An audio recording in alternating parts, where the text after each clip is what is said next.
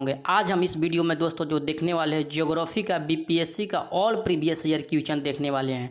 ये इस सीरीज़ का पहला वीडियो होने वाला है। इसके बाद डेली वीडियो आएंगे जिसमें कि आपको 30 से 40 क्वेश्चन डेली जो भी मोस्ट इंपॉर्टेंट आपका बिहार शिक्षक बहाली 2023 के लिए होने वाले हैं उस टाइप के क्वेश्चन इसमें कराए जाएंगे। मेरा ज्योग्राफी में विश्व का भूगोल आज पढ़ेंगे हम लोग, जो क्लास 1 होने वाली है। अब डेली का डेली क्लास 1 आप लोग को मिलते रहेंगे ताकि जल्दी से जल्दी आपका सिलेबस खत्म हो सके। इसमें पहला सवाल देख सकते हैं दोस्त, निम्नलिखित में से कौन सा सौर मंडल का भाग नहीं है। तो कौन सा नहीं है मेरा दोस्तों, वो है मेरा निहारिका। निहारिका सौर मंडल का भाग नहीं है। दूसरा नंबर क्वेश्चन है दोस्त कि वैज्ञानिक जिन्होंने सर्वप्रथम खोज की कि पृथ्वी सूर्य के चारों ओर घूमती है वो कौन है। तो वो है मेरे दोस्तों, जैसे कि यहाँ पे देख सकते हैं, वो है मेरा कॉपरनिकस। आप याद रखिएगा 1514 ईस्वी में कॉपरनिकस ने एक बुक प्रकाशित किया था जिसका नाम था लिटिल सेमी कमेंट्री। ठीक है, तो उसी में ये प्रकाशित किया गया था कि सूर्य ब्रह्मांड का केंद्र है तथा पृथ्वी उसकी परिक्रमा करती है। क्वेश्चन नंबर 3 दोस्तों कि हमारी आकाश गंगा के केंद्र की परिक्रमा करने में सूर्य को कितना समय लगता है। तो सूर्य को कितना समय लगता है दोस्तों, वो लगता है मेरा 25 करोड़ वर्ष। उसी के बाद अगला सवाल है यहाँ पे, जैसे कि देख सकते हैं कि हमारे आकाश गंगा में कितने तारामंडल है। तो कितने तारामंडल है दोस्तों, वो है मेरा 88 तारामंडल। ये सब चीज़ याद रखिएगा। नेक्स्ट सवाल मेरा यहाँ पे है कि जिस तारामंडल के तारे ध्रुव तारे की ओर संकेत करते हैं वह कौन सा है। तो वह कौन सा है मेरा दोस्तों, वो है मेरा सप्तऋषि। ठीक, नेक्स्ट सवाल यहाँ पे देख सकते हैं कि ग्रह जिसका कोई उपग्रह नहीं है वह कौन सा ग्रह है। तो जैसे कि आपको पता होगा दोस्तों, वो है मेरा बुध का और शुक्र का दोनों का ही उपग्रह नहीं है। ये भी चीज़ याद रखिएगा। नेक्स्ट सवाल है सौर मंडल में सर्वाधिक गर्म ग्रह कौन है। तो सर्वाधिक जो गर्म ग्रह है दोस्तों वो है मेरा शुक्र होगा। ठीक, इसका जो टेम्परेचर नॉर्मल टेम्परेचर जो होता है दोस्तों वो 464 डिग्री सी होता है, तो देख सकते हैं। उसके बाद नेक्स्ट सवाल है इवनिंग स्टार किस ग्रह को कहते हैं। तो इवनिंग स्टार किसको कहते हैं, वो कहते हैं शुक्र को, वीनस को। ठीक, नेक्स्ट सवाल की तरफ अगर के बढ़ेंगे हम, तो नेक्स्ट सवाल यहाँ पे है कि पृथ्वी तक पहुंचने के लिए सूर्य से चला गया प्रकाश कितना समय लगता है। यानी कि सूर्य के प्रकाश को पृथ्वी तक आने में कितना समय लगता है। तो वो लगता है दोस्तों 8 मिनट 19 सेकेंड एग्जैक्ट होता है। तो जैसे कि ऑप्शन में केवल 8 मिनट है तो मेरा ये राइट आंसर हो जाएगा। कभी कभी डायरेक्ट 500 सेकेंड भी दे देता है तो वो भी आपका राइट आंसर हो जाएगा। तो इसका मेरा ऑप्शन नंबर सी राइट हुआ। नेक्स्ट सवाल की तरफ चलेंगे। नेक्स्ट सवाल मेरा है पृथ्वी को सूर्य की परिक्रमा करने में लगते हैं कितना समय लगते हैं दोस्तों सूर्य की परिक्रमा करने में पृथ्वी को। तो लगते हैं 365 दिन 0.25 दिन लगते हैं। यानी कि इसीलिए हमारा लीप ईयर एक हो जाता है, यानी कि 4 साल में पूरा जाता है। ठीक, नेक्स्ट सवाल की तरफ चलेंगे। नेक्स्ट सवाल मेरा है यहाँ पे क्वेश्चन नंबर 4 कि पृथ्वी परिक्रमण करती हुई प्रति मिनट करीब कितनी दूरी तय कर लेती है। तो इसका दोस्तों ये जो ऑप्शन दिया है बिल्कुल नहीं, मतलब ऑप्शन सही नहीं है। क्योंकि जैसे कि आपको पता होगा कि जो पृथ्वी का विषुवतीय रेखीय परिधि दोस्तों लगभग वो 40,000 किलोमीटर है। ठीक, तो 40,000 किलोमीटर, और जैसे कि आपको पता होगा 24 घंटा में पृथ्वी घूम लेती है। तो ये जो आप निकालिएगा तो लगभग 1670 आएंगे। और उसके बाद जब कैलकुलेशन कीजिएगा तो टोटल जो मेरा मिनट में आता है 27 किलोमीटर प्रति मिनट के हिसाब से आता है। तो वो ऑप्शन में नहीं है, इसलिए इसको छोड़ दीजिए क्वेश्चन को। नेक्स्ट सवाल की तरफ चलेंगे। नेक्स्ट सवाल मेरा है कि पृथ्वी पर मरुभूमि होने की संभावना सबसे अधिक रहती है। कहाँ पे रहती है दोस्तों, वो रहती है मेरा 23 डिग्री अक्षांश के आसपास। और जो सबसे ज़्यादा होती है दोस्तों वो मेरा कहाँ पे होती है, तो 15 डिग्री अक्षांश से लेकर और 30 डिग्री के अक्षांश के बीच में सबसे ज़्यादा चांसेस रहते हैं कि मरुभूमि वहाँ पे हो। ठीक, नेक्स्ट सवाल की तरफ बढ़ेंगे। तो नेक्स्ट सवाल यहाँ पे जैसे कि देख सकते हैं कि एक प्रभावी कोरियोलिस बल किस कारण होता है। तो जो दोस्तों कोरियोलिस बल होता है वो होता है पृथ्वी के घूर्णन के कारण में। इसकी खोज ने जीजी कोरियोलिस ने किया था, आप लोग याद रखिएगा। ठीक, नेक्स्ट सवाल की तरफ चलेंगे बढ़ेंगे दोस्त। नेक्स्ट सवाल है मेरा कि सौर मंडल का सबसे बड़ा ग्रह कौन सा है। तो सौर मंडल का सबसे बड़ा ग्रह ये तो सबको पता है, मेरा है बृहस्पति। नेक्स्ट सवाल की तरफ है कि निम्नलिखित में से किस ग्रह का घनत्व सबसे कम है। तो सबसे कम घनत्व वाला ग्रह दोस्तों कौन सा है, शनि ग्रह है। इसीलिए ये तैरते हुए प्रतीत होता है, इसलिए इसको तैरता हुआ ग्रह भी बोलते हैं। ये सब भी आप लोग याद रखिए। नेक्स्ट सवाल है यहाँ पे 16 नंबर क्वेश्चन कि शनि सूर्य को चक्कर लगाने में कितना दिन का समय लेता है।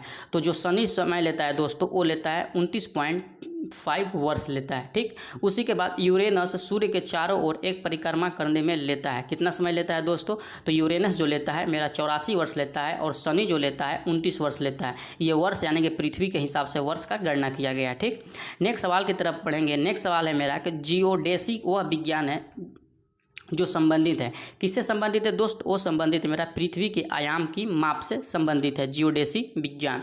नेक्स्ट सवाल है मेरा यहाँ पर, जैसे कि देख सकते हैं, किसी स्थान पर मानक समय निर्धारित करने का आधार क्या है? तो सबको पता है जो मानक समय निर्धारित किया जाता है दोस्त, वो प्रधान मध्याह्न रेखा से निर्धारित किया जाता है। ये जो प्रधान मध्याह्न रेखा है दोस्तों, उसको 0 डिग्री अक्षांश को बोला जाता है, तथा 180 डिग्री देशांतर को दोस्तों 0 डिग्री देशांतर को बोला जाता है दोस्तों, और 180 डिग्री जो देशांतर है उसको अंतर्राष्ट्रीय तिथि रेखा बोला जाता है। ये भी आप लोग याद रखिएगा, कुछ भी सवाल आपसे पूछा जा सकता है। नेक्स्ट सवाल मेरा है कि अंतर्राष्ट्रीय दिनांक रेखा इंटरनेशनल डे लाइन खींची जाती है, किससे होकर खींची जाती है दोस्तों? तो वो खींची जाती है प्रशांत महासागर से होकर। नेक्स्ट सवाल है मेरा कि कौन सा महाद्वीप क्षेत्रफल के अनुसार सबसे बड़ा है?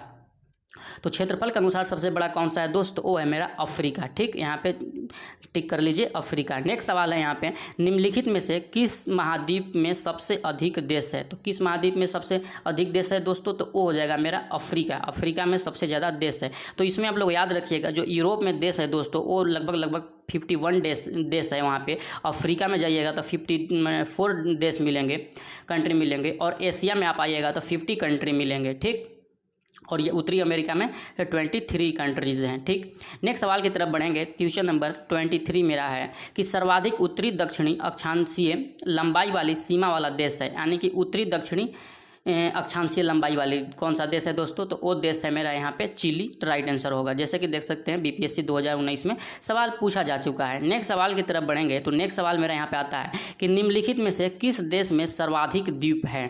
किस देश में है दोस्तों? तो वो जैसे आपको पता होना चाहिए, इंडोनेशिया द्वीप समूह, इंडोनेशिया मेरा हो जाएगा। इसमें लगभग 17,500 के आसपास यहाँ पे द्वीप मिलते हैं। ठीक, नेक्स्ट सवाल है कि निम्न में से कौन सा द्वीप क्षेत्रफल में सबसे बड़ा है? तो सबसे बड़ा क्षेत्रफल में कौन सा द्वीप है दोस्तों?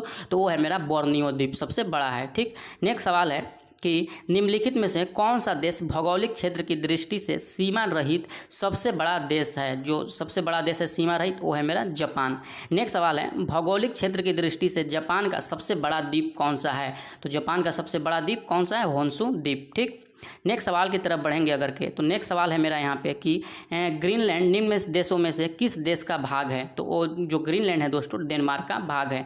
महाद्वीपीय बहाव का सिद्धांत किसके द्वारा विकसित किया गया? तो वो महाद्वीपीय बहाव का सिद्धांत दोस्तों ए वेगनर के द्वारा विकसित किया गया। इस सिद्धांत के अनुसार दोस्तों बताया गया है कि लगभग 20 करोड़ वर्ष पहले की बात है, जब पैंजिया द्वीप था जो उसका विभाजन हुआ तथा इसको 2 बड़े भूभाग में बट गए, जो थे लॉरेशिया और गोंडवाना लैंड। ठीक है दोस्तों, वो उसको उत्तरी और दक्षिणी भूखंड के रूप में जाना जाता था। ठीक, उसके बाद लॉरेशिया और गोंडवाना धीरे धीरे अनेक छोटे छोटे हिस्सों में बट गए, जो आज महाद्वीप है।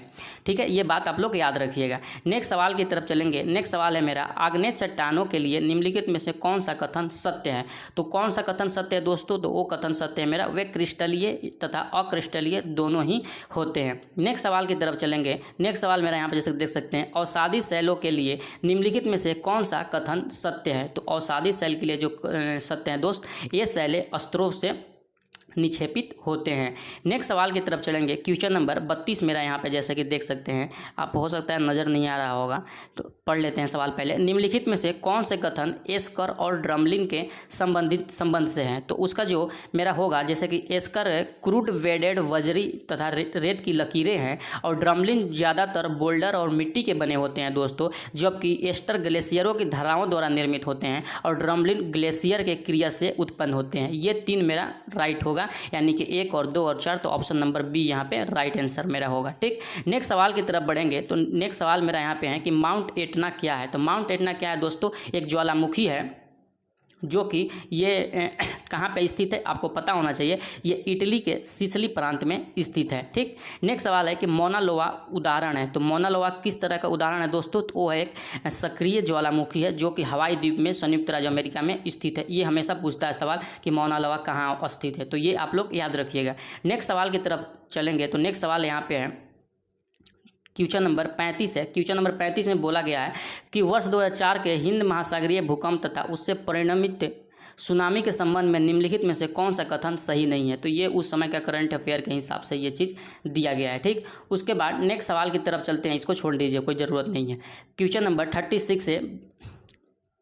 कि विश्व में सबसे ऊंची चोटियां किस प्रकार के पर्वतों में पाई जाती है। तो जो सबसे ऊंची चोटी पाई जाती है दोस्तों, वो पाई जाती है मेरा नवीन मोड़दार पर्वत में। नेक्स्ट सवाल की तरफ चलेंगे तो नेक्स्ट सवाल को देख सकते हैं। नेक्स्ट सवाल चलने से पहले अगर अभी तक आपने आप लोग लाइक नहीं किया तो पहले जल्दी से जल्दी लाइक कर लीजिए।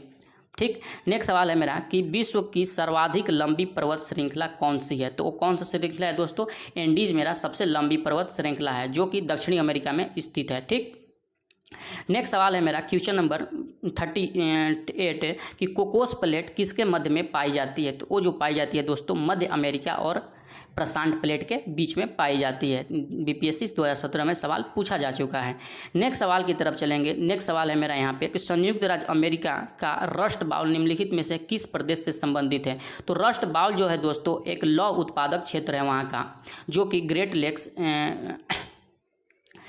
लेक्स और पीटर्सबर्ग दोनों में स्थित है। तो ये मेरा ऑप्शन नंबर ई राइट आंसर हो जाएगा। एक में से उपयुक्त अधि मेरा राइट आंसर होगा। नेक्स्ट सवाल है कि किलिमंजारो है, क्या है दोस्तों किलिमंजारो, वो एक वोल्केनो है। कहाँ पे स्थित है, तो ये मेरा स्थित है तंजानिया में। ठीक, तो टोटल आज हम 40 क्वेश्चन ही करेंगे, उसके बाद नेक्स्ट जो पार्ट आएंगे उसमें 50-60 क्वेश्चन हम लोग कर लेंगे। आशा करता हूँ दोस्तों वीडियो अच्छे लगेंगे। कैसा लगा वीडियो कमेंट सेक्शन में जरूर बताएं। पढ़ते रहिए, मुस्कुराते रहिए। मिलते हैं नेक्स्ट वीडियो के साथ में, तब तक के लिए बाय।